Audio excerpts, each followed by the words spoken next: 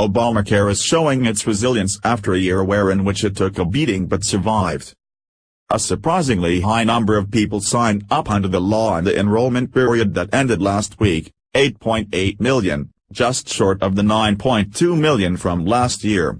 And that was despite the Trump administration's attacks on the healthcare law, cutbacks on outreach, and an enrollment period that was half as long as previous ones. Advertisement enrollment numbers suggest that a core group of people, though smaller than what architects of the law originally imagined, wants health insurance and will sign up despite any obstacles in their way. The ACA seems to have more lives than your neighborhood cat, said Larry Levitt, a health policy expert at the Kaiser Family Foundation. It's a smaller and less functional program than supporters had originally hoped, but it's still doing the job of keeping the uninsured rate at the lowest level ever, he added. In Congress, the zeal among Republicans for repealing the law appears to be fading somewhat.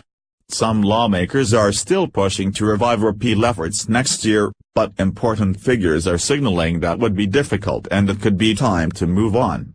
I think we'll probably move on to other issues, Senate Majority Leader Mitch McConnell, RK, told NPR. He later acknowledged at a press conference that Sens. Lindsey Graham, RS.C., and Bill Cassidy, R-Law, will keep pushing their repeal and replacement legislation in the new year, but said simply, "I wish them well." With the 51-49 majority, he expressed doubts there would be enough votes to pass it. And there are the polls that show Obamacare's approval above 50%, and exit polls suggesting healthcare played a role in bringing out Democratic voters in Virginia's off-year election in November. Republicans did deal a major blow to Obamacare this month by repealing the individual mandate that requires people to buy insurance. Most experts don't think it will be a death blow to the law, but some expect it could lead to premium hikes, or insurers dropping from the marketplace. Ironically, the surprisingly high enrollment numbers announced this week are in part due to an action President Trump took that seemed aimed at hurting Obamacare, experts say. Trump cut off key payments to insurers known as cost-sharing reductions.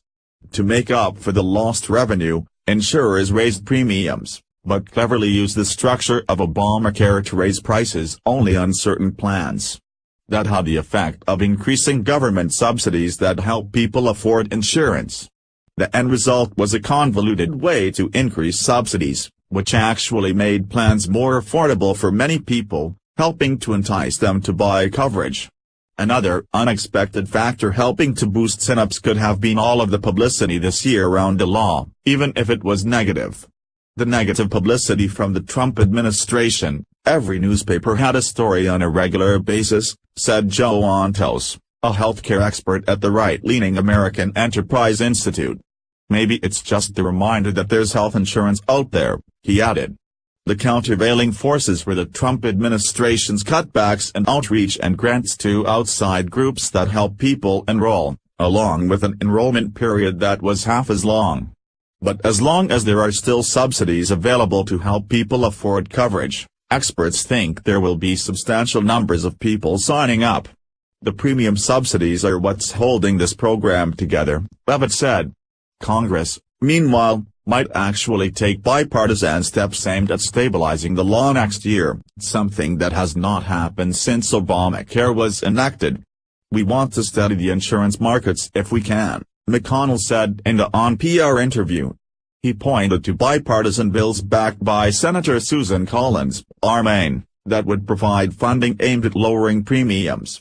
There are still doubts about whether those bills can get through the House, given opposition from conservatives.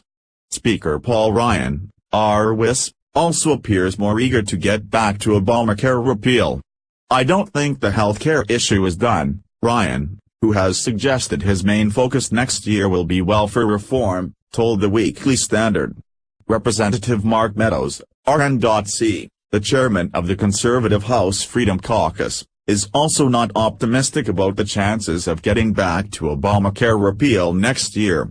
"I think it is on the table, but to be honest I don't know that there's a path to repealing it with a 51-vote majority in the Senate," And knowing that anything that you touch with the Affordable Care Act generally gets 0 Democrat votes, Meadows told reporters Thursday. But it is on the table, but it would have to be more from an administrative fix and then to see how we can fix it legislatively in a bipartisan way, he added. One administrative action is already on the way, an executive order that Trump signed in October. The move will loosen the rules to allow an expansion of short-term plans that don't have to meet the same standards as Obamacare. Some experts warn that will siphon healthy people away from Obamacare plans. For the most part, though, Trump has been less vocal recently about the need to return to Obamacare repeal.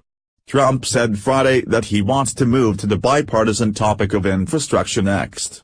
And he is pointing to the elimination of the individual mandate that has already occurred.